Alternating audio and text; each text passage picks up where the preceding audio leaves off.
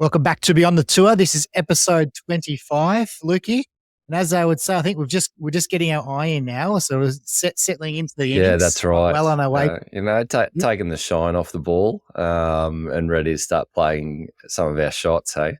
We certainly are. So it's congratulations. We've stuck at this for 25 odd weeks, which is good.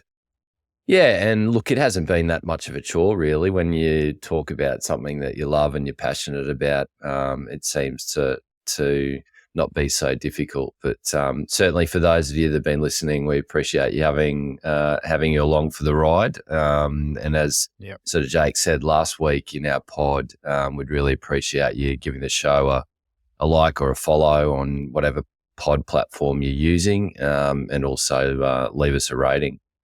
If you're keen to provide us with some feedback, you can certainly do that via the website as well.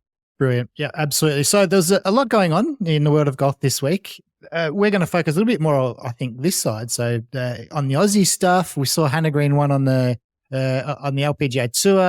JT Poston took out the Shriners in Vegas.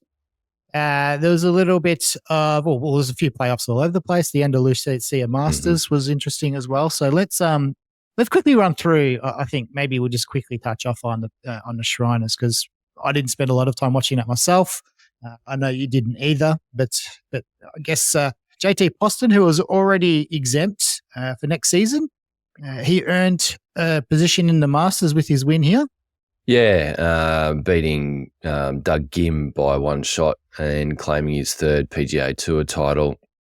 As you say, we sort of didn't focus too much on catching this particular tour event. It's a bit of a sleeper or a bit of a snoozer in the schedule.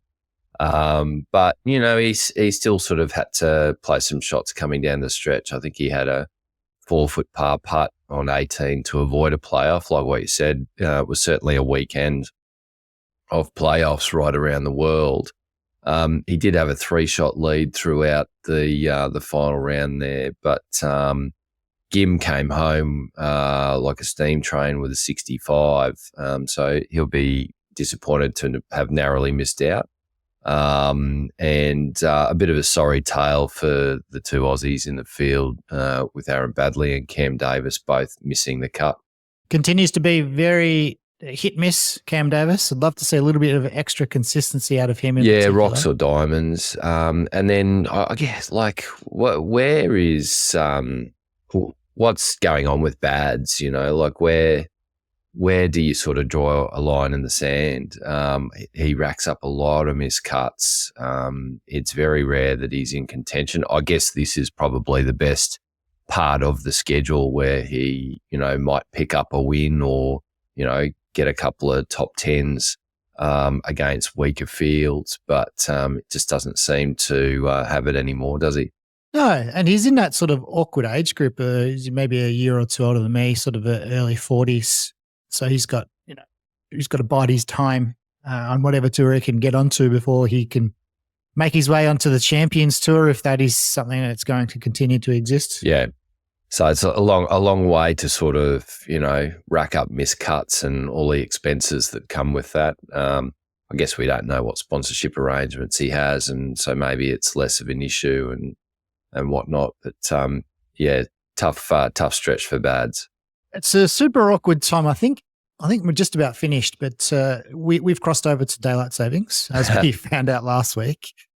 And that pushes a lot of the European tour starts to that hour later. So I think, but for the majority of the weekend, the European tour is starting at 10:30, which is just a little bit too late. So I didn't catch a lot of that. I think I was going to check, but I think it's reverted back. So I think the Northern Hemisphere is coming off daylight savings in the next week, or if they haven't already, and that pulls it back to a reasonable hour. So I hopefully from this point forward, I'll catch a bit more of the golf there. But we'll head across to the DP World Tour, the Andalusia Masters.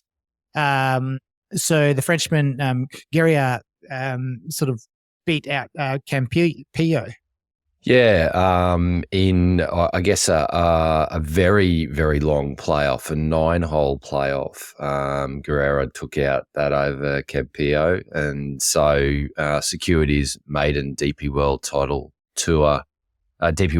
title win. with that. They sort of stretched out. The two of them had a bit of a gap with Dan Brown in third. Dan Brown made one of the luckiest birdies of all time. I don't know whether you caught it, but the tee shot, hard left, out of bounds, and right on the very last bounce, took a deflection and came back inbounds. I wouldn't say he left himself in a particularly convenient spot. He still had a obstructed back from the out-of-bounds fence, but he managed to manufacture an incredible second shot and get it on the green. And, of course, once he was on the green, it was never in doubt that the putt was going to roll in, and sure enough, he drops the birdie putt to make an incredible change of fortune where probably could have been double bogey if he was out of bounds, but puts down the 1 under par for the hole on the scorecard. Yep, Rahm pretty strong. Sort of, he was never really in it, but he wasn't out of it for the majority of the tournament. Early, the first round or two, is a little bit off the pace, but sort of caught up over the next. Yeah, that's right. And in that sort of final round, him and Rasmus Højgaard were sort of 5th and 6th respectively, but they were 7 to 8 shots back from the leaders and probably just a gap too far for Rahm to really contend.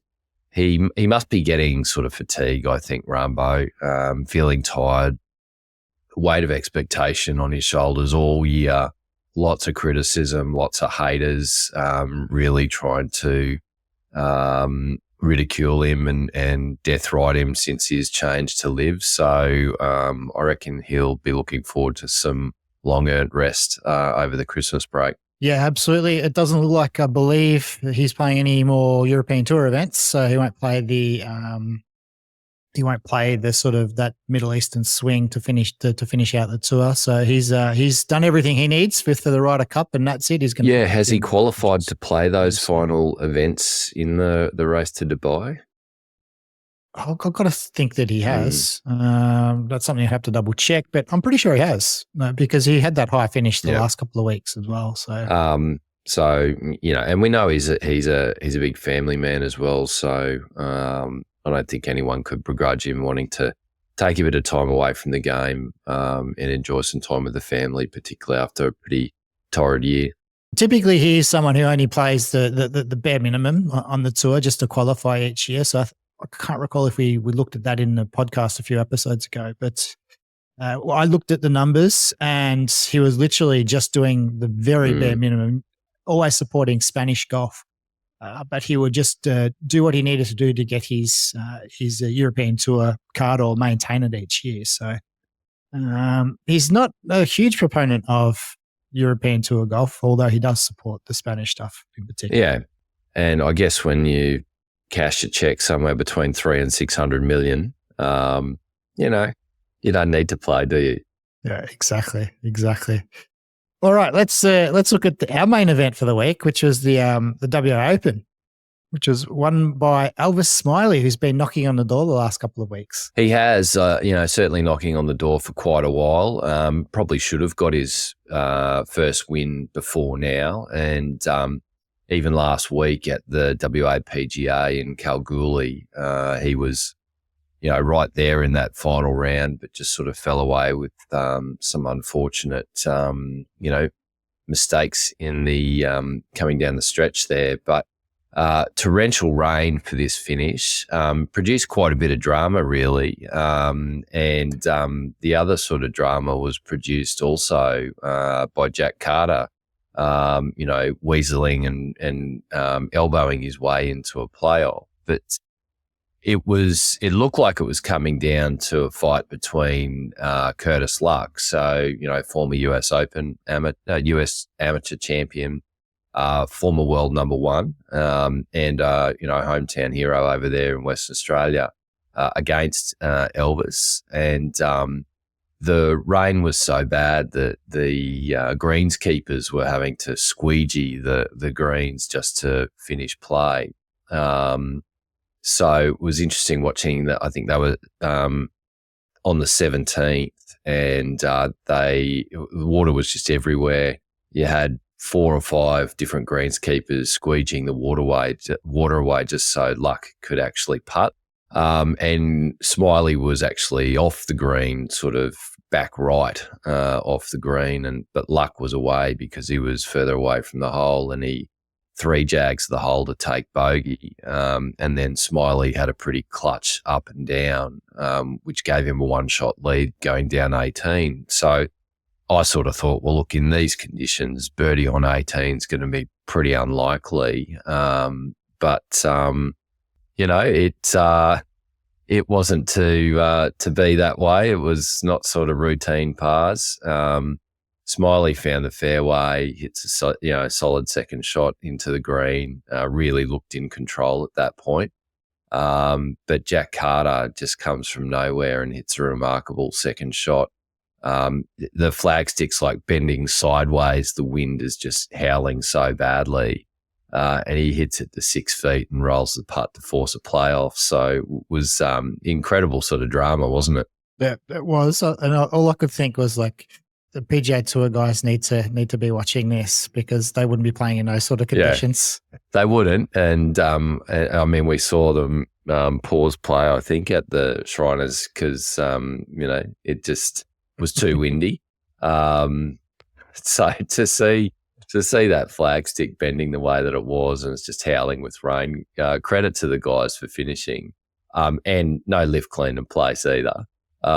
So that was incredible footage there. And so there on the green, Smylie gave his birdie putt a decent run, but he kind of left it in the jaws, and that gave Carter a chance, and he made no mistake making the 6-footer to force the playoff. And then, unfortunately for Carter, he kind of put himself out of contention right from the get-go on the first playoff hole because he blocked his tee shot right into the trees and couldn't really do much but try and bend one up towards the green for his second. And then Smylie just shuts the door, slams the door shut when he stuffs his approach shot in to a few feet and makes the birdie putt.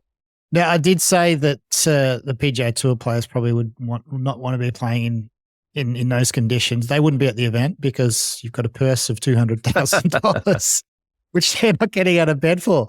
But if you think about it, like that's the $36,000 win for Elvis Smylie, which in the scheme of things, even though it's a drop in the ocean when it comes to professional golf, it's a decent sort of day's work or a couple of days' work, isn't it? Yeah, and look, let's hope it's a bit of a springboard for him to bigger and better things. Mike Clayton's, I think, caddied for him and had a lot of raps on him for a long time. I don't know if Clayton was on the bag for this event, but anyway, hoping that, he really takes it from here. Good little Queenslander.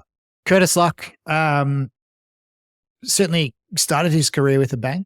And he's sort of been really grinding for the last few years. It'll be interesting to see what he does next year. The other one of note this week is his housemate when he was in Florida. I'm not sure if he's still there, but Ryan Ruffles missed KFT qualifying school, so he sort of bombed out there. Here's another one which had huge raps on, obviously went pro very early. And he's not really got anywhere to play unless he considers, I think he won't have any status on PGA Tour of America. So maybe he comes back across to Asia. He's someone who's leaning a little bit into that YouTube golf. So we saw on the Asian Tour, Luke Kwan make the cut. Another sort of professional golfer turned YouTuber. Yep. So it'll be interesting to see what Ruffles does as well. Yeah, and I mean, Ruffles would be well connected throughout golf, so you certainly could leverage those connections and network to create some pretty good content if that's what he wants to do from the YouTube side of things. But, I guess both of those guys show just how tough it is to actually cut through. Yeah. And you've got to have so much going for you other than just talent because as you say, Luck was sort of certainly flavour of the month back in 2016, 17. I remember when I was at the Masters in 2017 in Augusta, the tour group I was with, we had a a house party or a welcome party, and luck came along to that. And, he certainly, that was his year playing at the Masters as a result of his win at the amateur, staying in the crow's nest. And, he was definitely wrapped up as being the next best thing, but we haven't really seen that materialise at all, have we? No, so he progressed relatively quickly from there up onto the PGA Tour, spent a year on the PGA Tour, and then sort of has been fighting on the Corn Ferry to sort of keep his status and sort of earn the card back again. So it's a brutal game. Very much so. But it looked pretty easy for Hannah Green this week, didn't it? It certainly did. She's a wire to wire, so the second wire to wire victory in her career. She's probably by far in the last sort of 2 years to 18 months, probably the best golfer in Australia. Yeah, I mean, Minji has put her hand up at times with some wins along the way, but I think from a consistency standpoint, we see Hannah contending, getting herself on the front page of the leaderboard more regularly than Minji. And so it was great to see her get that wire-to-wire victory for the second time in her career at the BMW Ladies Championship.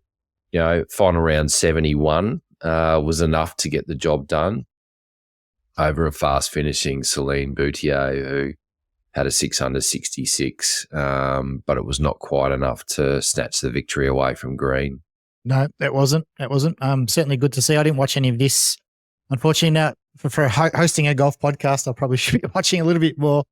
But it's good to see Hannah win that. Yeah, again. she had a nervous 5-footer to sort of make par on the last. Sort of ran her first putt a fairway past the hole. She was very, very confident in just rolling the final putt in. So her third win of the season. And along with Corder and Co are the only players this year to win 3 or more times on the LPGA Tour. And a pretty strong leaderboard, as we've talked about in the past. You generally always get a strong leaderboard in these events. But if you look at the sort of players in and around that sort of top 10, you had Buhai coming in at T6, Titikul T8, along with Angel Yin.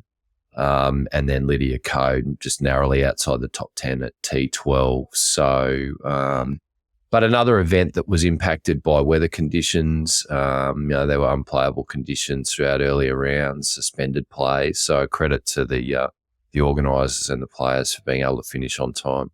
Yeah, absolutely. Now, that's pretty much most of the events or outside of Spain. So we move across to the Asian Tour now, the Black Mountain Championship. That was another event that was affected by weather also. Yep.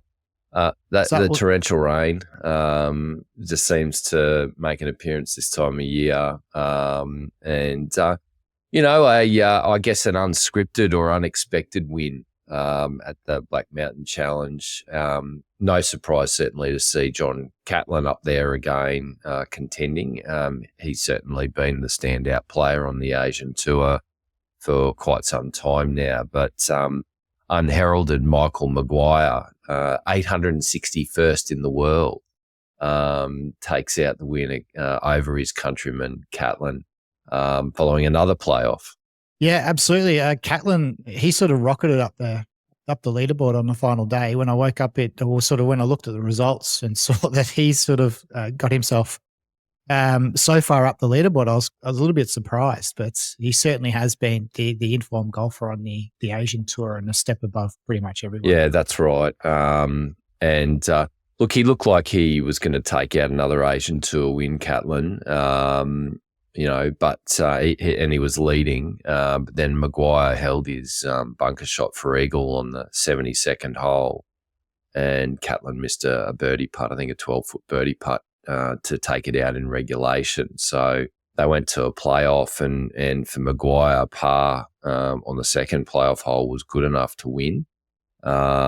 Both players made birdie on the opening playoff hole, but Maguire had to sink a 20-footer on that first playoff hole to ensure that it went to a second, and that's where a par was good enough. So A great win for Maguire. He was sort of talking about how I guess he never thought it was going to come, but eventually it has. Been a long time coming for him. And so we'll see what that does for his golf in the future.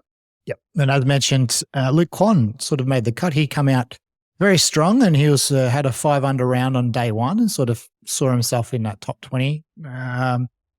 Which his pedigree is very good. Like he was, I guess, rocketed to fame through Good. He now has his own YouTube channel, but he was a long time, or not a long time. He spent a lot of time out on tour as well. So not surprising to see him perform because he has that pedigree. But certainly big from his perspective, and probably big for the Asian tour as well, getting those sort of eyeballs on the event. I think that's right. And, kind of circles back to our point around how hard it is, and talent just not, talent alone doesn't get you there, because you see some of his YouTube stuff and the way that he hits the ball and you think, gosh, this guy's just an awesome player. And as you say, he missed the cut, but he did finish T65 and he was 17 shots back from the winner. So it just blows your mind, doesn't it? The big gap, isn't there? And then I guess the other notable thing from our perspective is seeing Jed Morgan. He missed the cut. Hasn't had a super year this year, having spent a few years on LIV. So yeah, he's probably just brought back to reality, the reality of professional golf. That's right. And the ex-Ripper and former Australian PGA champ, as you say, has kind of had a difficult year after being cut from the LIV Tour. He's a member at my home course, RQ there, so I do see him around a bit. Often see him winning the Black Market Challenge that we have once a month out there, where they play it from the tips, or stroke comp from the tips once a month. But guess he's got the Australian golf season coming up. Can really sort of try and use that as a kickstart and a reboot to his career, but struggled this week over there in Asia. All right, events this week. So everyone's converging on Asia. So we've got the PGA Tour at the Zozo Championship, which is at Accordia Golf Club in Chiba. That's an $8.5 million purse. We've got a pretty notable sort of field. Morikawa is defending. We're going to see Ricky Fowler, Ryan Fox, Homer. We've seen a little bit of Homer and JT content already. Minwoo is playing, so he has dropped down to 63rd position at the moment. So this is an event he will want to cash in on and get himself into that top 60. So he gets into the Signature Series events, or the first couple of those. Xander's playing Hideki, obviously, and Sahith as well. What's your view on Minwoo? Have you, has he outperformed or underperformed your expectations so far this year, as he's, sort of matured from the DP World Tour to the PGA Tour? I think he's probably somewhere around par. So if he could, I guess, to me, the person I'm comparing him to at this stage of his career is probably still Cam Davis. Yep. Just because they are that sort of that type of golfer who's sort of hot and cold.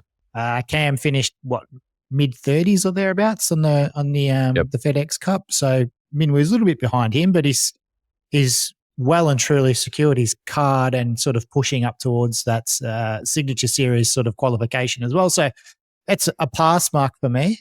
He's probably not reached his potential at all through the majority of the year, but he's doing his job. Yeah, for me, I think he's probably underperformed expectations, but maybe that's because my expectations of him were too high.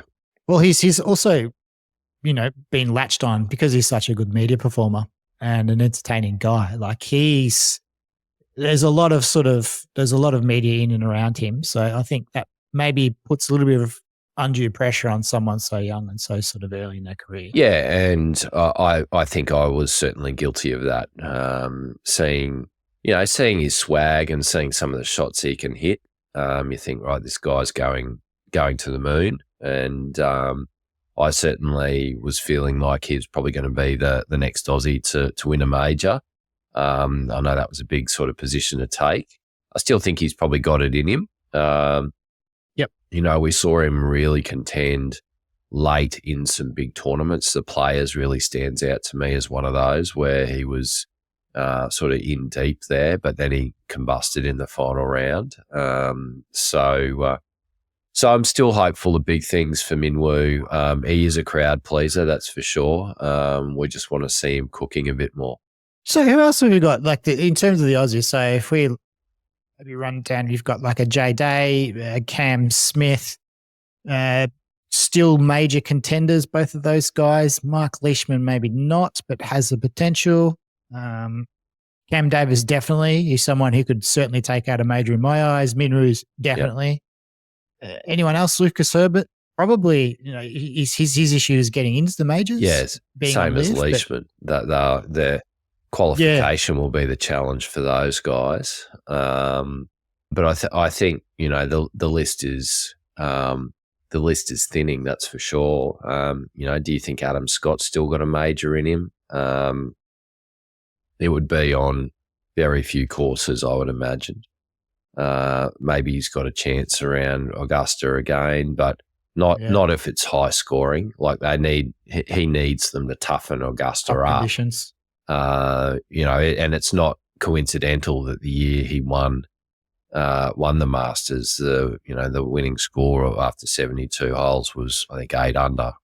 That's the type of tournament he needs, where there's not bunches of birdies, and he has a career week in terms of getting up and down and sort of par saves. Yeah, so there you go. So Aussie golfers, there's a bit of talent still around. So there's probably it's not like at the heights of sort of championship performances, but there's a few people there that could sort of pop up and really sort of cement their position. Yeah, we were probably blessed through that sort of 11, 12, 13, 14, 15 stretch where, Scotty was winning and contending in majors. Jason Day was winning and contending in majors. Even Leishman, I thought at one stage, was going to be our next major winner. But it's certainly been a little bit quieter since then, although I guess you've got to give Smithy his dues with the Open Championship. So the American Tour is in Japan. The European Tour is in Korea. Yeah, for the Genesis Championship, where that'll be played at the Jack Nicklaus Golf Club. Decent purse of $4 million. It's difficult to produce a really strong field with all of these sort of tours converging in and around. But Ben Arn will be playing the Barn Rat. It's going to have a run. Always love to see the Barn Rat, Nikolai Højgaard, and then, of course, a bunch of Koreans that'll be playing on home territory there for the DP World Tour. The LPGA Tour is in Malaysia. I'm sure we'll get another rain-affected event in Kuala Lumpur. And decent purse for the ladies, $3 million.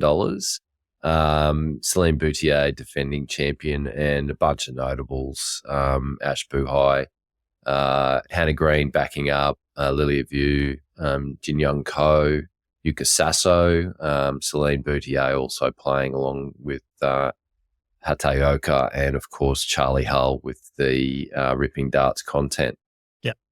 Then obviously the Asian Tour also is in Asia. They're at the Thai Country Club, which with another international series event there as well. So everyone's converged on Asia now. Is Asia a growth market in the golf world? You wouldn't think so, would you? But it is interesting to see the DP World Tour and PGA Tour sort of getting their tentacles in. And I know that they've been bringing the Zozo down here for a while, but it was kind of like a bit of a token gesture. But I think they're starting to feel the pressure from LIV and therefore leaning into the Asian market in a much stronger way.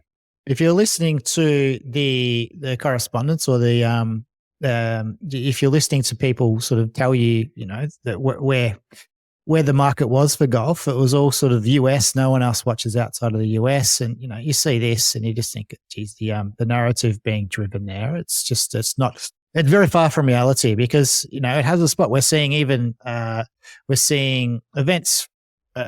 across the sporting codes go all over the world. We've got the NFL over in London at the moment in the UK. So we're seeing there essentially what is a US global sport, but it's only played in the US, moving outside of the country, where the La Liga has been announced. The Spanish soccer tour is playing events in the US. We've got US investors across the world in soccer and whatnot. So, sport is certainly a global product. So it doesn't make sense that any code really is limited to their own country. Yeah, and it's great to see as a consumer of sport content, isn't it? And just a general sports fan, you want to see more of these big events come to your hometown or at least into your neck of the woods. What we've seen in terms of the globalisation of sport in recent years has been great for the sports fan. Yep. It just opens up the doors for more viewers. It gives people different viewing windows. Yep. It's not always like, I think golf in the US is pretty much a daytime sort of pursuit. So, you switch on the TV through the day and the afternoon, depending on which time zone you're in, and you watch the golf. But, morning golf and evening golf, primetime golf it's a pretty good slot to be watching sport as well. And it's a great week for us this week as awesome. Aussies trying to watch golf because it's right in the great viewing window. So I don't know how Foxtel and KO are going to find enough channels to be able to broadcast all the stuff that's going to be coming through from Thursday afternoon. Because it's all going to be in the same viewing window as well, isn't it? Yeah, and then so the PGA Tour of Australasia is continuing on with the Players Series this week, heading into South Australia. Yeah, for the WebEx Players Series hosted by former Aussie cricketer Greg Blewett, one of my favourite batsmen at one stage during my cricket fandom. So Wollonga Golf Course in SA, some notables there. Elvis Smylie will be backing up from his win last week. Jake McLeod, who we've seen play on the DP World Tour and has been a good supporter of the Aussie Tour. And former Asia-Pacific amateur champ, now turned professional, Jasper Stubbs. Yep. So there's we're sort of coming into that sort of season, the Aussie golf season. So it's the Queensland PGA Championship next week. Did you say is Cam playing there next Cam week? is playing there. Now, word on the ground from one of my close mates, Stewie, who is assistant pro out there, was that Cam was having a practice round at Nudgee the other day. So he's certainly scoping the course out. It is a course that you want to have a look at out there. It's been redesigned. So they've got 36 holes out at Nudgee, and they've, undergone a very significant redesign in the last few years. But the championship course there certainly has its nuances, particularly the green complexes. You want to go and get a really good look at those. And it's a course that makes you, think your way around the course, particularly for these guys with the length they have. They won't need to just rip driver everywhere. And so not surprising that Cam wanted to get out and have a look. It's not too far from where he grew up and learnt golf at Wantima Country Club, but certainly a different test of golf to Wantima. It kind of amazes me that a talent of Cam's magnitude played his junior golf via Wantima. Yeah, so he's got he plays next week. He has a week off, and then he plays the New South Wales Open, which is up on the border at Murray Downs and in Mildura. He then flies back up to Royal Queensland, plays the Australian PGA, and then flies down to the Sandbelt, and he's playing the Australian Open. So a pretty busy month, really, for him, or 5 weeks, isn't it? Yeah, that's right, and probably different to what he's been used to on LIV, where some of the tournaments are quite spaced out. So it'll be great to see Cam. I hope he's in form. I hope he's sharp and he can really produce his best golf for the Aussie fans, because they just can't get enough of him when he's out there playing. 4 in 5 weeks and an extra round in each of those 4 weeks. Yeah, that's right. All right. So other news, we saw sort of some correspondence around Valderrama maybe being confirmed on the LIV schedule 2025. We spoke about the potential of that contract allowing them to go somewhere else. We spoke about maybe Madrid, but yeah, it looks like Valderrama is going to be keyed up again in next season.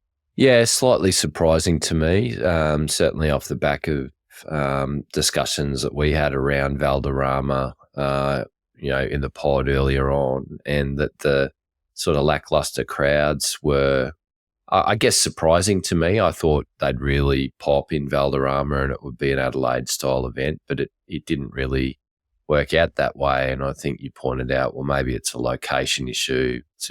It's not all that close to the more densely populated cities. So maybe Madrid might be a better location for LIV to go in future years. But it does seem that they've locked in Valderrama again for 2025. It's an interesting, with the crowds, the more you sort of think about it, like it takes a pretty substantial crowd for it to look packed on TV. So I think that's certainly, well, if you think even the Adelaide, for instance, like there are a few sort of drone shots, a few shots around the 18th where around the first tee box where it looks incredibly busy. On site, it doesn't feel so busy. You can sort of get out of the crowds a little bit. So, and if that's kind of, close to as big as you get outside of the PGA Tour, like I think PGA Tour does a pretty good job in terms of drawing crowds. So, I think that's certainly credits to them and the fact they've been running for so long. But that's probably got something to do with it because they were happy with the crowds at Valderrama. And I think I saw a few things where they're noting that they're hoping for another big turnout. I wouldn't have called it a big turnout, but on TV at least. But yeah, so it takes a pretty substantial crowd to look busy on TV. Yeah, I think that's a fair point. And it's easy to cherry pick images and footage to say that there is or there isn't a big crowd in place. Either exactly. The narrative can be driven either way. You do make a good point there. We know like the crowds look absolutely incredible at Adelaide in certain pockets, right? Whereas you can go and follow other groups and there's just no one around. So it's not like every hole is aligned with people, but I guess you do want to see those marquee groupings surrounded with great galleries. Nick Felder, I don't believe it. Like I tried to sort of mention him on X through the week, but I don't think I couldn't. No, he had to issue a statement saying he and his wife are leaving X, and good riddance, I say, because the guy is just painful. But it was just him and his wife. It wasn't his company. No, he's still going to be. Keep the commercial interest there, don't you? That's right. The funny thing with all this, and I understand the politics of it, it's as a rule, there's not a lot of merit either side. I think people's emotions can get a hold of them and they can get, they can make decisions that don't make a lot of sense. Like if you look at it. So at the moment with the election coming up, with Trump and with Elon supporting Trump and being quite vocal about it, there's a lot of people who are leaving. Give it 6 months, they'll all be back. They will be. They'll be back. I was just thinking as we were talking about Faldo, you got ratioed earlier in the year by Trent from Barstools. Many years ago, I got ratioed by Faldo's supporters.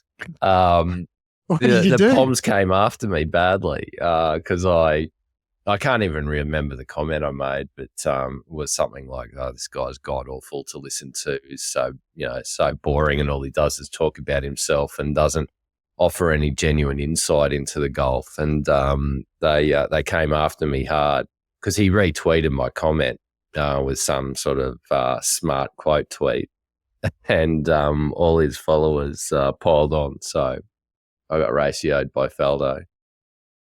Here we are years later speaking about ourselves. Goodness, what I saw some. What have you got? You've got some in the notes here. Some Trump comments.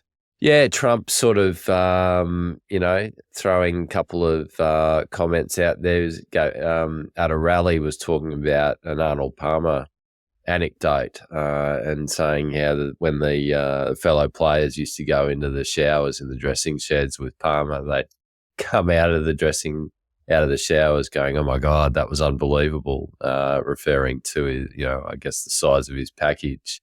He was on a roll there, so he decided to throw out another zinger after that, having a dig at Mark Cuban, who, I don't know if you caught Mark Cuban on the All In pod recently, but certainly didn't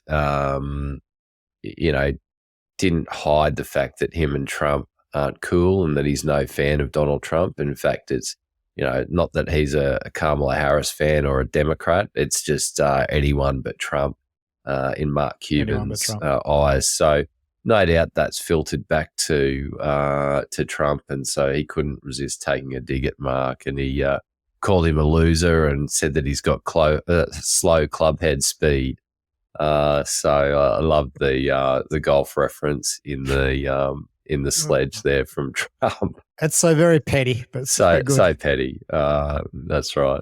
And we see also some announcements of an actual schedule for the simulator league. Yeah, I haven't seen this, so you'll have to bring me up to speed. So that was announced. We've got events starting from, I think it's about the 7th of January, running through.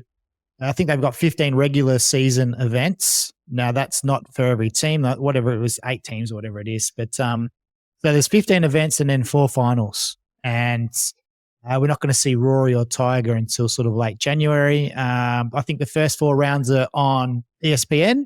And then after that, it moves to ESPN Plus, so just the streaming services. And are we going to get this in Australia? I don't know. Be interesting to see. But yeah, TGL finally kicking off then, hey? Only 12 months late after their stadium blew over in a storm. Yep, $160 tickets if you want to go and see those. $160 to go and watch simulator golf. $160. That's outrageous. Yeah, it seems to me like that. To me, that sort of price point is, well, the fact that they're in just the one stadium. $160 is not something you're going to be going to every week. No. You're not buying a membership, are you? It's a one-time event, really. I think so. But I mean, ticket prices for everything have soared right around the world, haven't they? Concert tickets have gone up exponentially. Any sort of event, really, entertainment event. I went to Cirque du Soleil the other night. That was $200 a throw for seats that were way up the back. So $160 to watch some of the world's best golfers. I guess maybe is not so surprising, but certainly shocked me at first. You see the $750 Ryder Cup tickets, and then you put it into perspective. Like, that's an event that runs every 2 years, once every 2 years. There's a limited number of seats. We see the World Series, for example. You've got tickets running there at nearly $2,000. As you said last week, the Masters, you can go into the ballot and get your $150 event ticket or whatever. No, but the reality is that's a $2,000 ticket. Yep. US. So it is. It's right. just the way these big events, if you don't want to be watching it on TV, if you want to see it in person, a lot of them are just really just the demand far outstrips supply. So they can charge what 100%. they want. Now, mate, I've got a hard close here, so I'll have to give that a wrap. But looking forward to the week of golf ahead. Lots of good viewing and in pretty good time slots for us Aussies. Absolutely. Thanks for tuning in again. We'll speak to you next week.